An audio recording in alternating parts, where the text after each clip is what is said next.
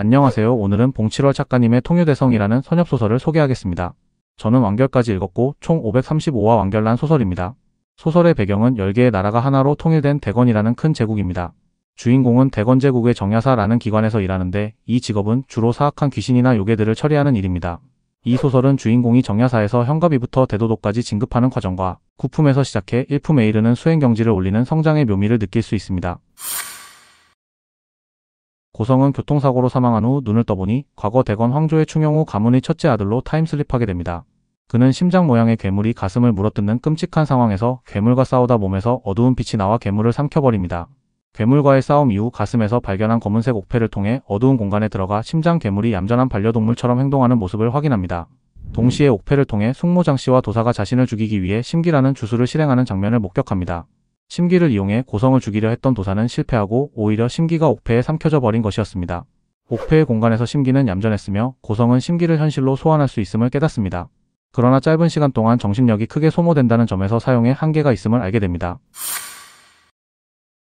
고성은 기절한 뒤 다시 깨어나 가족들에게 둘러싸인 상황을 맞이합니다. 할머니는 고성이 깨어난 것을 기뻐했지만 숙모 장 씨는 고성이 살아난 것에 불만을 품은 채 속내를 숨깁니다. 그때 철천응이라는 정야사의 현갑위가 고성을 찾아와 그의 몸에 사악한 기운이 남아있음을 알리고 이를 해결하기 위해 정야사로 들어갈 것을 제안합니다. 고성은 자신을 죽이려는 장 씨의 위협을 피하고 생존을 위해 정야사에 들어가기로 결심합니다. 철천응은 하양부 정야사로 고성을 추천하겠다고 약속하며 정야사의 기초 수련서인 무광기호와 현강도수를 건네줍니다.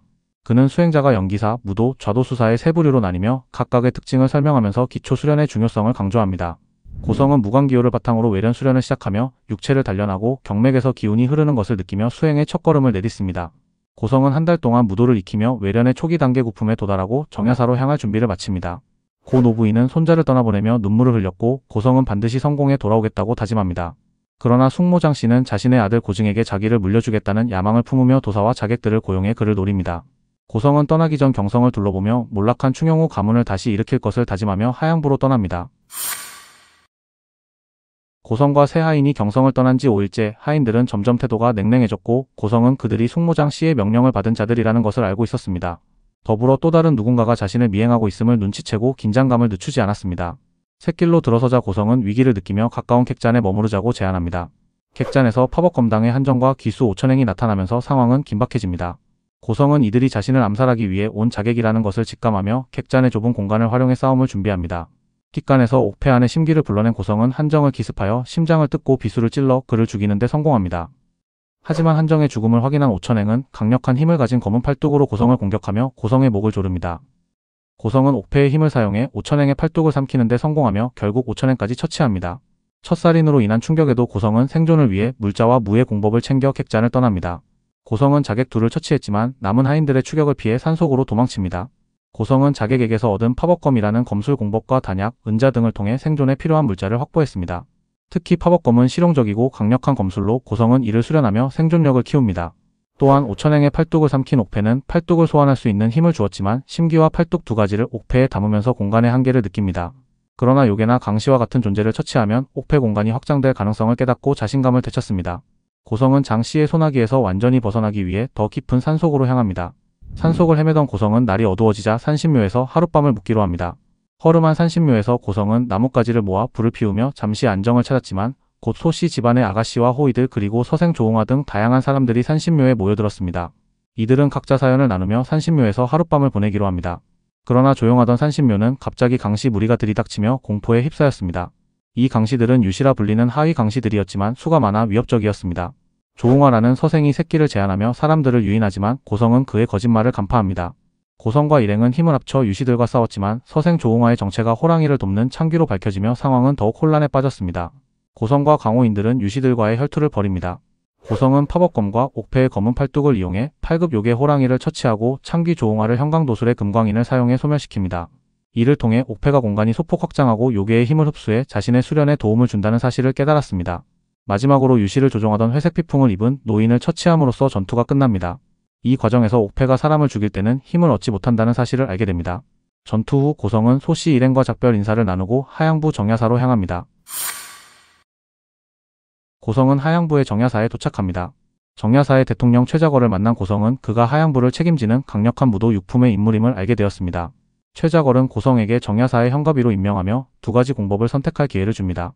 고성은 검술 공법인 일자염 양검과 연기사의 공법인 은맥경을 선택하며 자신의 실력을 더욱 키울 준비를 합니다. 이후 수냐사 맹한당 밑으로 배치되어 나현 정야사에서 일하게 됩니다. 맹한당은 냉철하면서도 책임감 있는 인물로 고성과 장소호를 새로운 조로 배치했습니다. 고성은 정야사에서 한 달간 수련하며 혹독한 훈련을 통해 빠르게 성장합니다. 그 무렵 나현의 한 주택에서 괴이한 살인사건이 발생합니다. 한 여인이 남편을 먹어치운 채 배가 터져 사망하는 기이한 사건으로 고성과 장소홀은 조정명과 왕기와 함께 사건을 조사합니다. 현장을 조사한 고성은 이전에도 비슷한 일이 있었다는 단서를 포착합니다. 정밀한 조사 끝에 피해자들이 모두 나현의 번화한 거리인 강평거리를 중심으로 활동했다는 공통점을 발견합니다. 이를 바탕으로 귀신의 존재를 추적하기 위해 고성과 그의 동료들은 강평거리로 향합니다. 강평거리에서 단서를 찾던 고성은 거지가 들고 있는 단지를 의심합니다. 거지를 추궁하자 단지가 깨지면서 안에 숨어있던 귀신이 거지에게 빙의하여 강력한 아기로 변합니다. 아기는 주변의 공기를 빨아들이며 엄청난 힘을 발휘했고 고성 일행은 힘을 합쳐 아기를 상대합니다. 왕기와 조정명이 협공하며 사력을 다해 아기를 제압하려 하지만 아기의 강력한 힘에 고전합니다. 이때 수냐사 맹한당이 나타나 검술로 아기를 몰아세웁니다. 그는 자신의 뛰어난 검술로 아기에게 치명상을 입혔지만 아기의 힘은 맹한당조차 감당하기 어려울 정도로 강력했습니다. 고성은 맹한당의 위기를 틈타 과감히 나서 아기의 미간에 검을 꽂으며 결정적인 공격을 가합니다. 동시에 맹한당이 아기의 목을 베며 전투를 마무리합니다. 아기를 처치한 후 고성은 아기로부터 강력한 힘이 흡수되며 내공을 팔품 내련의 초입으로 끌어올립니다. 맹한당은 고성의 대담한 결단력을 칭찬하며 그를 인정하게 되었습니다. 아기와의 전투에서 고성은 자신의 힘을 크게 성장시키며 정야사 동료들에게 자신의 실력을 인정받았습니다. 이제 그는 더 강한 적들과 마주하기 위해 앞으로 나아갈 준비를 마쳤습니다. 줄거리는 여기까지 소개하겠습니다. 다른 선엽소설과는 세계관이 작은데 적당한 분량이라서 괜찮다고 봅니다. 후반 갑작스러운 전개가 아쉽지만 나름 완결까지 재밌게 읽었습니다. 감사합니다.